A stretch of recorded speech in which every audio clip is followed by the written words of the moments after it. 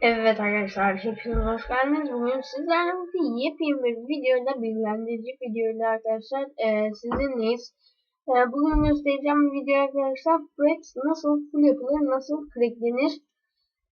Arkadaşlar gördüğünüz gibi ben başka bir kanalın linkini aldım. Bu linki aşağıda vereceğim arkadaşlar.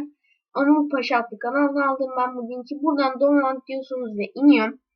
Son o klasörü, çıkan klasörü nasıl göstereceğim ben size. Şuradaydı. Fraps diye bir şey çıkacak orada. 2 tane olacak. Fraps'ı masa üstüne atacaksınız arkadaşlar. Sonra Fraps'a gideceksiniz. Burada Fraps'ın programı var.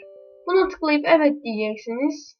Gördüğünüz gibi bu şekilde gelecek arkadaşlar. Sizlere Fraps'ın ayarlarından da bahsedeyim. Bunları bence başladığı gibi bırakın. Ben öyle kullanıyorum. Burada işte çektiğiniz şeyler nereye gitsin diye soruyor. Burada ise arkadaşlar işte FPS nerede görürsünüz? Ben FPS'in görmesini öneririm. Bu FPS'i ilk görüyorsunuz, sonra bu yok ediyor. Bunu tam bilmiyorum.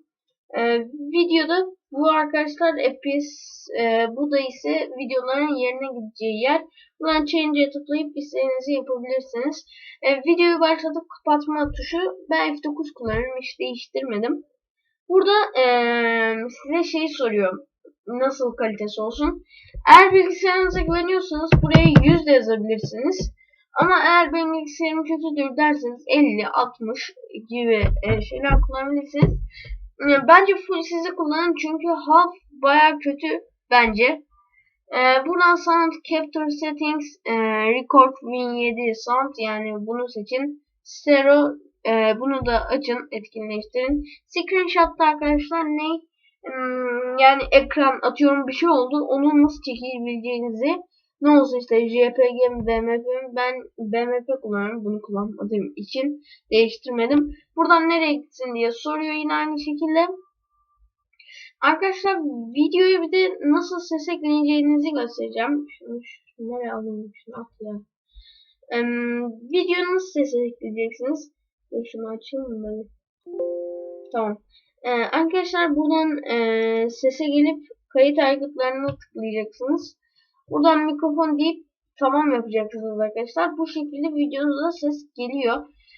Gördüğünüz gibi arkadaşlar Fraps'ı hem full yaptık, hem ses ekledik, hem de istediğiniz kadar çekebileceksiniz bu link sayesinde, bu indirme sayesinde. Beni dinlediğiniz için teşekkürler arkadaşlar. Kanalımıza abone olursanız ve hoşçakalın, oyunsuz kalmayın.